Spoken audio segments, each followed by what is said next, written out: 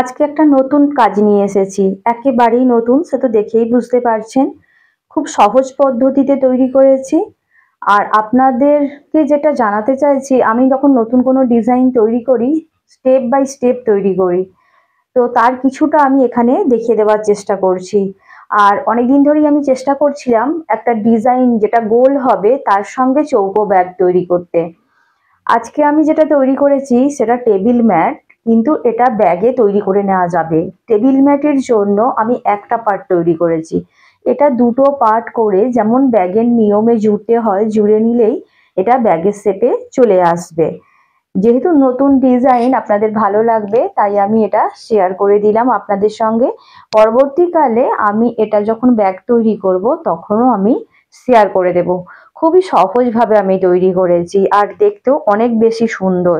একটু অন্য রকম গোল ডিজাইনের ওপর চৌকো শেপ দেওয়া একটু কঠিন মনে হয় অনেকের কাছে, কিন্তু আমার কাছে এটা কখনোই কঠিন মনে হয়নি। আর আমি নতুন নতুন এক্সপেরিমেন্ট করতে পছন্দ করি। এখানে আমি বিভিন্ন কালারের পুঁতি ইউজ করেছি এবং বিভিন্ন সাইজের পুঁতি ইউজ করেছি। আমি সেগুলো সমস্ত কিছুই বলে দিচ্ছি। এখন আমি যে কাজটা করছি এটা চারটে পুঁতির কাজ, অর্থাৎ চারের ফুলের কাজ। যে পুঁতির কাজে যে নিয়ম আছে, যে ফর্মুলা প্রয়োগ করতে হয়, এখানে চারটে পুঁতির কাজ চলছে। আর এটা 10 mm পুঁতি রয়েছে। এখানে যে কালো পুঁতিগুলো রয়েছে ওটাও 10 mm রয়েছে। আর যে সাদা পালপুঁতি রয়েছে দেখুন দুটি সাইজের রয়েছে। বড় পালপুঁতিটা রয়েছে 10 mm, আর ছোট যে পালপুঁতিটা রয়েছে সেটা রয়েছে 4 mm। এছাড়া এখানে গোলাপি লাউপুঁতি ব্যবহার হয়েছে, সবুজ লাউপুঁতি ব্যবহার হয়েছে। এগুলো সাইজ তো আপনারা জানেনই, এটার একটাই সাইজ ব্যবহার হয়, তবে এরও ছোট সাইজ আছে। এগুলো 8 mm পুঁতির সঙ্গে ম্যাচ করেই কাজটা করি। তবে এই লাউ পুঁতিগুলো 10 mm পুঁতির সঙ্গেও করা যায় বা 6 mm পুঁতির সঙ্গেও করা যায়।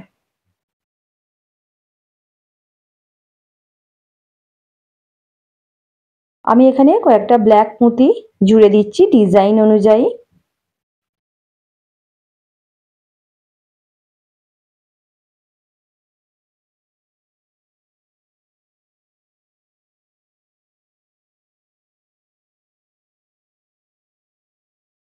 ব্যাগেতে এই ডিজাইনটা ভীষণ সুন্দর লাগবে আর একটু অন্যরকম লাগবে, কারণ এই ধরনের ডিজাইন তেমন একটা দেখা যায় না। এমনি হ্যান্ডমেড যে ব্যাগগুলো হয় একটু ইউনিক হয়, কারণ এগুলো মেশিনে তৈরি হয় না বলে অনেক পাওয়া যায় না। তো একটু তো অন্যরকম হয়ই, আর এরকম নতুন নতুন ডিজাইনে যে ব্যাগগুলো তৈরি হয় সেগুলো তো আলাদাই। আমি এখানে 40 mm সুতো ব্যবহার করেছি। যেহেতু 4 mm পালপুঁতি রয়েছে তাই 60 mm সুতো কয়েকবার নিয়ে গেলে অসুবিধা হবে কাজের, তাই 40 mm-এই কাজটা করেছি। তবে পালপুঁতির সাইজটা বড় করে নিলে, মানে ছোট যে সাইজটা রয়েছে, তাহলে 60 mm সুতোতেও তৈরি করতে কোনো অসুবিধা হবে না। এছাড়া এখানে সোনালী কালারের কিছু পুঁতি রয়েছে যেটা 6 mm রয়েছে। আমি পরের বার যখন কাজটা করব তখন আলাদা আলাদাভাবে সমস্তই দেখিয়ে দেব। এটা একটু খুব তাড়াহুড়োতে করছিলাম, তার জন্য যখন কাজটা করতে শুরু করেছি আমি ভিডিও অন করতে ভুলে গেছি, যার জন্য ডিজাইনটা পুরোপুরি দেখানো গেল না। আমি কিছুটা অংশ শুধু দেখিয়ে দিলাম কিভাবে আমি কাজটা করি। আর এর পরের বার যখন এই কাজগুলো আরো হবে তখন আমি পুরোটাই ভিডিও শুট করব, আর তখন খুব সহজভাবেই দেখিয়ে দেব কিভাবে স্টেপ বাই স্টেপ কাজটা আমি করেছি। আমি এখানে গোলের ওপর চৌকো শেপ দিয়েছি। এটা শুধু গোল ব্যাগের রূপে করলেও ব্যাগগুলো খুব সুন্দর দেখতে হবে। আমি গোল ব্যাগের ওপরও ডিজাইনটা নিয়ে আসবো। তার জন্য একটু সময় লাগবে। হাতে যে কাজগুলো আছে সেগুলো শেষ না করলে নতুন কাজগুলো তো শুরু করা যাবে না। যেহেতু এখানে চারটে পুঁতিরই সমস্তটা কাজ হবে আর ভরাট কাজ চলছে, তাই খুব বেশি এখানে আর দেখিয়ে দিচ্ছি না।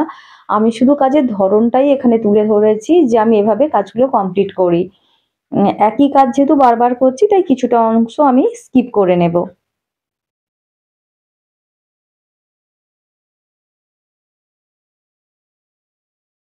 ডিজাইনটা আমার তোলা হয়ে গেছে, শুধু ভরাট কাজটাই এখানে বাকি আছে।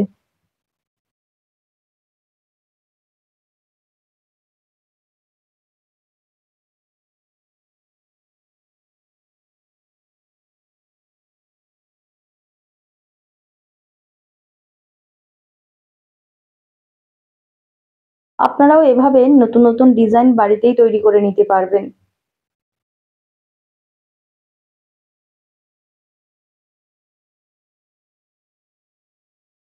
দেখুন কাজটা আমি কমপ্লিট করে নিয়েছি।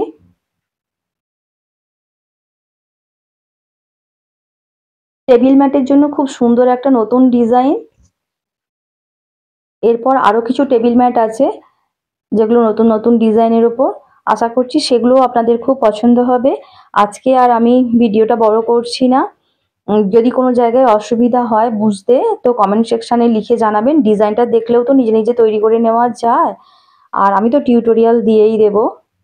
আজ এখানেই শেষ করছি। দেখা হচ্ছে নেক্সট ভিডিওতে। ততক্ষণের জন্য টাটা।